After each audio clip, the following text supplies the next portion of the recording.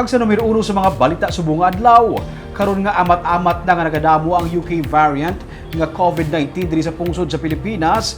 IATF co-chairman nagsiling nga magadepende na sa mga alkalde kag sa mga gobernador kung bala magadeklarar sila sang localized lockdown.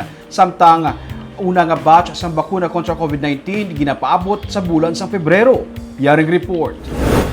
May 17 na ka mga kaso sa UK variant sa COVID-19 sa Pilipinas. May nagasiling nga base mag-lockdown na naman ang bilog ng Pilipinas pero paatag ni Secretary Carlo Nograles, wala sang amo nga plano ang gobyerno sa karon. Nagadepende sa mga alkalde kag gobernador ang pagdeklarar sa localized lockdown para hindi magdamo ang malatnan sa virus pero kinahanglan anay nila magkuha sang pahanugot gikan sa Regional Interagency Task Force.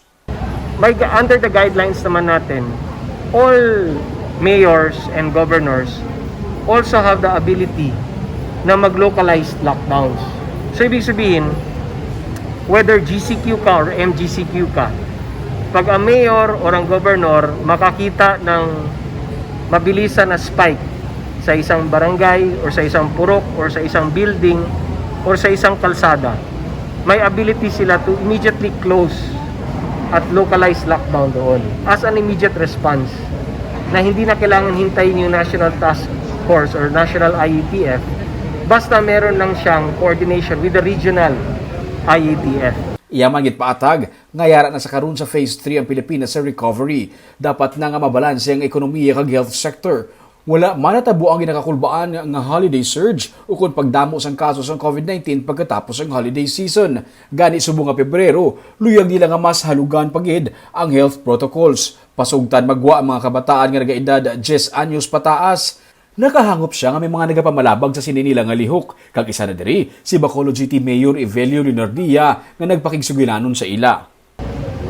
Sa February, susubukan natin muli na mas luluwagan pa para makaginhawa na naman po ang ekonomiya.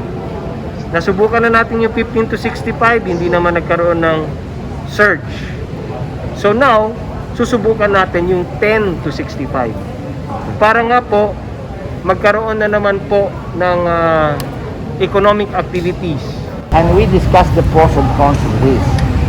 So we will ask you advice, but the way things are moving, considering that the society of pediatricians and those infectious disease doctors had appealed to the national government, I think there's a chance that they might reconsider that. Samtang ginanunsyo man ni Nograles nga sa sininga Pebrero, mahimo mag-abot na ang unang batch sang bakuna kontra COVID-19 pero hindi pa masiling kung saan ini mag-aabot sa mga probinsya kasubong sa Negros Occidental kag Bacolod City.